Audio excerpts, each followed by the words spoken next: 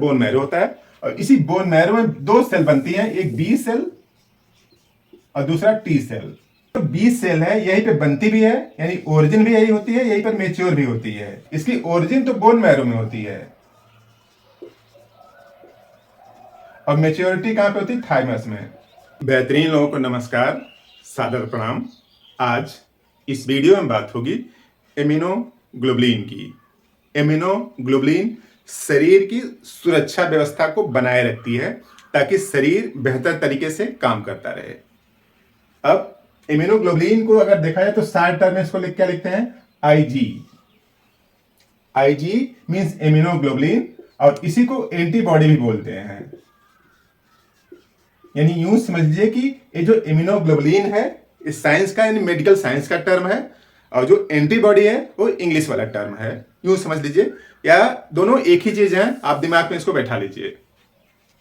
तो जो एंटीबॉडी है और इम्यूनोग्लोबुलिन है एक ही चीज है और करती क्या है कि शरीर की सुरक्षा व्यवस्था को मेंटेन रखती है। जैसे यूं समझ लीजिए कि जैसे ये ह्यूमन बॉडी है और ह्यूमन बॉडी पर बैक्टीरिया, वायरस, फंजाई या फिर इसी तरीके के और जो भी संक्रमण होंगे उस संक्रमण से शरीर को मुक्त रखती है, यानी संक्रमण शरीर पर नहीं होने देती है।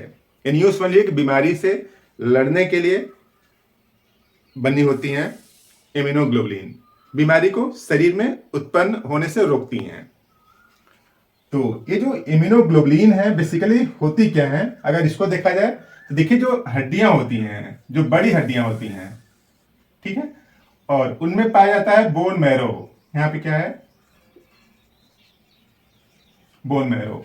इन जो बड़ी हड्डियां हैं उसके अंदर बोन मैरो होता है और इसी बोन मैरो में दो सेल बनती हैं, एक बी सेल और दूसरा टी सेल। तो यही जो बी सेल है यही बनाती है एंटीबॉडी या फिर इम्यूनोग्लोबुलिन। यूं समझिए कि जो बड़ी हड्डियां हैं उनके अंदर एक बी सेल और एक टी सेल बनती है। दोनों में बेसिक सा डिफरेंस क्या है कि ये जो बी सेल है यहीं पे बनती भी है, यानी ओरिजिन भी यही होती है, यहीं पर मेच्योर भी होती है। ओरिजिन और मेच्योर बोन मैरो में ही होती है बी सेल की। ये जो टी सेल है इसकी ओरिजिन तो बोन मैरो में होती है और मेच्योरिटी कहां पे होती है? थाइमस में। तो यही डिफरेंस है बेसिक सा। जो टी सेल है ओरिजिन होगी इसकी कहां पे? बोन मैरो में। मेच्योर कहां पे होगी? थाइमस में।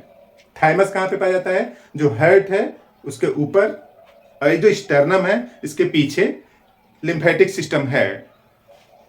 ये देखिए जो बी सेल है ओरिजिन और मेच्योरिटी बोन मैरो में हुई।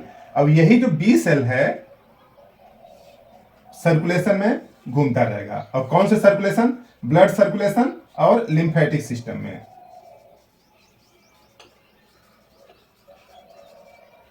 यानी बी सेल ब्लड सर्कुलेशन जो आर्टरी वेन्स है उसमें घूमता रहेगा और उसके पैरेलल एक और सिस्टम होता है लिम्फेटिक सिस्टम, उसमें घूमता रहेगा।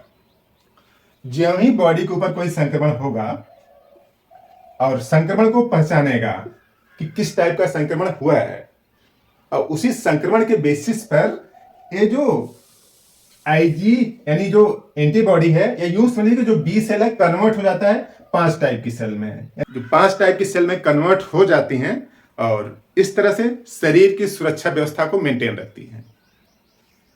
तो जो 5 टाइप की जो सेल हैं जो कन्वर्ट हो गई हैं उसके बेसिस पर हम लोग अंदाजा लगा लेते हैं कि बेसिकली शरीर में कौन सी एबनॉर्मलिटी चल रही होगी।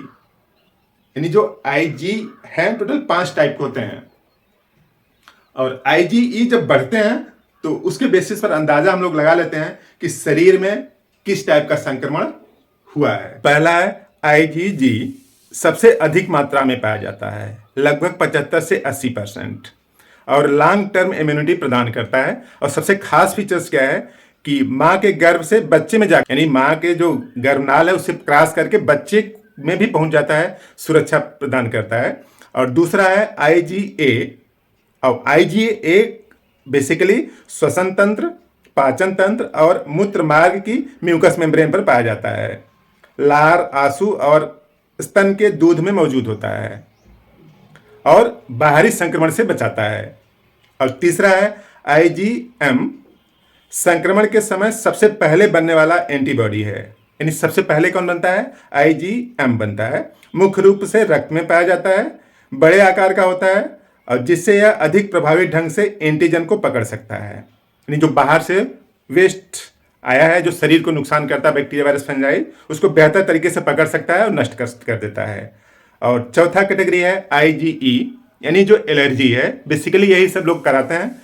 और ये जो मास्ट सेल हैं बेसोफिल से जुड़कर हिस्टामीन छोड़ता है, जो एलर्जिक प्रतिक्रियाएं होती हैं। यानी जो IgE है, एलर्जिक रिस्पांस, यानी अस्थमा या फिर सर्दी जुकाम जिनको बार बार हो जाता है उनमें ये बड़ा होता है IgE। और पांचवा है IgD। इसका प्रमुख कार्य बेहतर तरीके से ज्ञात नहीं है। यह मुख्य रूप से बी कोशिकाओं की सतह पर पाया जाता है और उनकी सक्रियता में मदद करता है। IgE का बढ़ना शरीर के अंदर बेसिकली चल क्या रहा है उसका एक इंडिकेशन है और उसके बेसिस पर ट्रीटमेंट की संभावना और बेहतर हो जाती है। तो इसी तरीके के और बेहतरीन इंफॉर्मेशन के लिए आप हमसे जुड़ जाइए, चैनल को सब्सक्राइब कर लीजिए। बात पसंद आए तो वीडियो को लाइक करें, शेयर भी कर दें। आपने पूरा वीडियो देखा, थैंक यू।